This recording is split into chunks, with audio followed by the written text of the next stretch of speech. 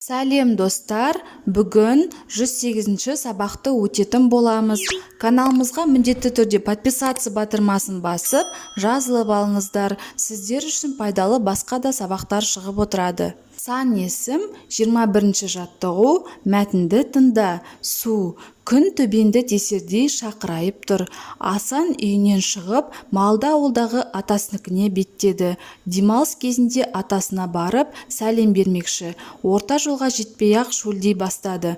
Бекер қуырдақ жеген екенмін деп ойлап келеді. Әбден шөл қысқанда ерні кезеріп, тамсанып қояды. Шіркін, бір ұрттам су болса ғой. Кенет ойына жолда кездесетін бұлақ түсті. Жалғыз аяқ жолмен соған қарай бұрылды. Міне, аңсаған бұлаққа да жетті. Қолын жуып жіберіп, уыстап су іше бастады. Тап-таза, мөп-мөлдір су ерекше тәтті сияқты көрінді. Шөлдегенде ішкен судың дәмділігіне ештеңе жетпес. Неткен рахат. Сұрақтарға жауап бер. Асан қайда бармақшы болды? Асан атасына барып сәлем бермекші. Ол неліктен шөлдеді? Ол үйінен қуырдақ жеп шыққан соң қатты шөлдеді.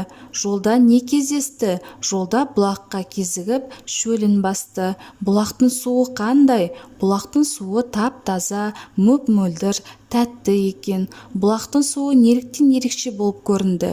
Өте қатты шөлдегендіктен бұлақтың суы ерекше болып көрінді. Сұрақтардың жауабы арқылы тірек сөздер қатарын тауып жаз. Тірек сөздер ата, қуырдақ, малды ауыл, жол бойы, бұлақ, су, мөп-мөлдір, тап-таза, шөлдеу, уыз сөздері. Сан есім заттың санын, саналу ретін, мөлшерін білдіретін сөз табының бірі. Сұрақтары: қанша, неше, нешеу, нешінші? Жамбыл ата 100 жаста болған. Неше жас? 100 жас. Төртеу түгел болса, төбедегі келеді. Алтау ала болса, ауыздағы кетеді. Нешеу? Төртеу, алтау. 22-ші жаттығу. Орны ауысқан сөйлемдерді ретке келтіріп жаз. Жер бетінде 4 мұхит бар. Теңіз одан әлде қайда көп. Олардың саны 30-ға жетеді. Сан есімдерді тап. Оларға сұрақ қой. Сан есімдер 4, 30. Қанша деген сұраққа жауап береді. 23-ші жаттығу. Ойлан тап. Ол қай сан? Оңынан оқысан ол сан, теріс оқысан ол сан. Жауабы 40 саны. 24-ші жаттығу. Құрамында сан есімі бар сөздерді сөзбен жаз. Кекілік, жетік, түбір, күшік, желтоқсан, алтыбақан сөздері шығады. 25-ші жаттығу. Мақалды оқып, жатқа жаз. Бір кісі қазған құдықтан 1000 кісі су ішеді. Сан есімнің қай сөзбен байланысып тұрғанын сызбамен көрсет. Бір кісі, 1000 кісі.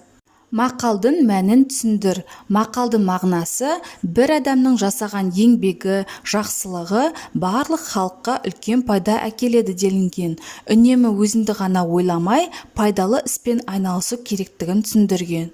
Осымен біздің сабағымыз аяқталды. Каналымыз пайдалы болған болса, лайк басып тіркеліп қойыңыздар. Жаңа видеолар сізге бірінші болып көрінеді.